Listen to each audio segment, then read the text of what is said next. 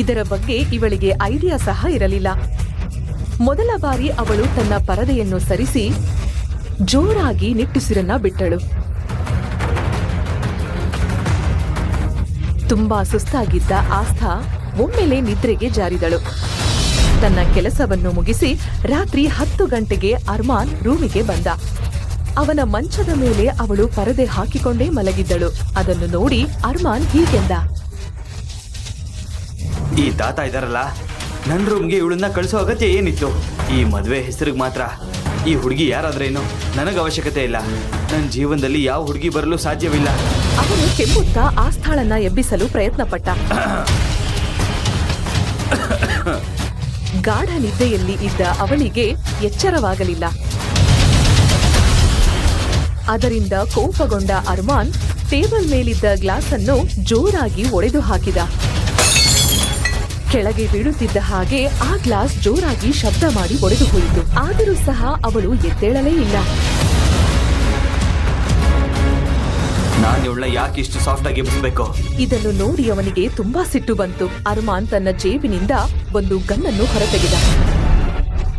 ಅದನ್ನು ಆಸ್ಥಾ ಮಲಗಿದ್ದ ಬೆಡ್ ಪಕ್ಕಕ್ಕೆ ಗುರಿ ಇಟ್ಟ. ಗುಂಡಿನ ಶಬ್ದ ಕೇಳ್ತಿದ್ದ ಹಾಗೆ ಆಸ್ಥಾ ತುಂಬಾ ಭಯಪಟ್ಟು ಎದ್ದು ಕೂತಳು.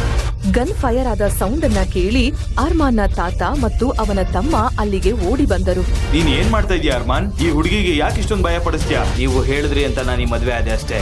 ಅದ್ರ ಅರ್ಥ ನಾನು ಈ ಮದ್ವೆನ ನಿಭಾಯಿಸ್ತೀನಿ ಅಂತಲ್ಲ. ನಾನು ಆ ಗುಂಡನ್ನ ಅವಳ ಪಕ್ಕದಲ್ಲಿ ಹಾರಿಸಿದೀನಿ ಅಂತ ಖುಷಿ ಪಡಿ.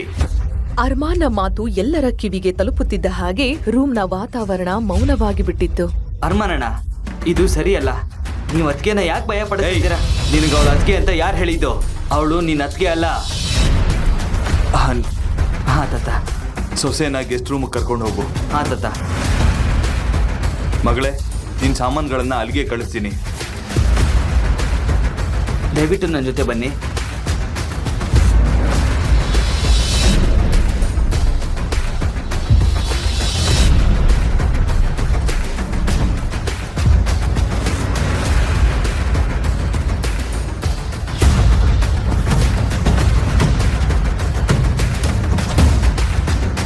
ನನ್ನ ಕ್ಷಮಿಸಮ್ಮ ಮಗಳೇ. ನಿನಗೆ ನಾವು ಅನ್ಯಾಯ ಮಾಡಿದೀವಿ ಅನ್ನೋದು ನನಗೆ ಗೊತ್ತಮ್ಮ. ಆದರೆ ನನಗೆ ಬೇರೆ ದಾರಿ ಇರಲಿಲ್ಲ. ತಾತ, ನೀವ್ಯಾಕೆ ಕ್ಷಮೆ ಕೇಳ್ತಾ ಇದ್ದೀರಾ? ನಡೆದಿರೋದ್ರಲ್ಲಿ ನಿಮ್ ತಪ್ಪೇನೂ ಇಲ್ಲ. ಅಷ್ಟ ಕೇಳು ಮಗಳೇ, ನೀನೇನಾದರೂ ನಮ್ಮ ಅರ್ಮಾನ್ನ ಬದಲಾಯಿಸಿದ್ರೆ ನೀನ್ ಡಾಕ್ಟರ್ ಆಗುವ ಕನಸನ್ನ ನಾನು ಈಡೇರಿಸ್ತೀನಿ. ನನ್ನ ಮಾತು ನಂಬು, ನಾನು ಪ್ರಾಮಿಸ್ ಮಾಡ್ತಾ ಇದ್ದೀನಿ. ಇದನ್ನು ಕೇಳುತ್ತಿದ್ದಂತೆಯೇ ಆಸ್ಥಾಳ ಮನಸ್ಸಿನಲ್ಲಿ ಮತ್ತೆ ಆಸೆ ಹುಟ್ಟಿತು. ನನಗೆ ನಿನ್ ಮೇಲೆ ಸಂಪೂರ್ಣ ನಂಬಿಕೆ ಇದೆ. ನೀನು ಈ ಕೆಲಸ ಮಾಡೇ ಮಾಡ್ತೀಯ. ನಾನು ನಿನ್ನ ಸೂಟ್ ಕೇಸ್ಗಳನ್ನು ಇಲ್ಲಿಗೆ ಕಳಿಸ್ಕೊಡ್ತೀನಿ. ನೀನು ಡ್ರೆಸ್ ಚೇಂಜ್ ಮಾಡಿ ಚೆನ್ನಾಗಿ ರೆಸ್ಟ್ ಮಾಡಿ ನೀನು ಇಲ್ಲೇ ಮಲ್ಕೋ. ನಾಳೆ ಅರ್ಮಾನ್ ಬಿಸ್ನೆಸ್ ಡೀಲ್ಗಾಗಿ ಹೋಗಬೇಕಾಗಿದೆ.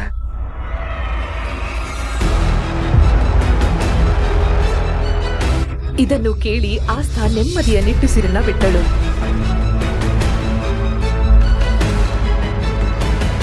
ಮರುದಿನ ಬೆಳಗ್ಗೆ ಎದ್ದು ಅವಳು ಕಿಟಕಿಯಿಂದ ಹೊರಗಡೆ ನೋಡಿದಳು.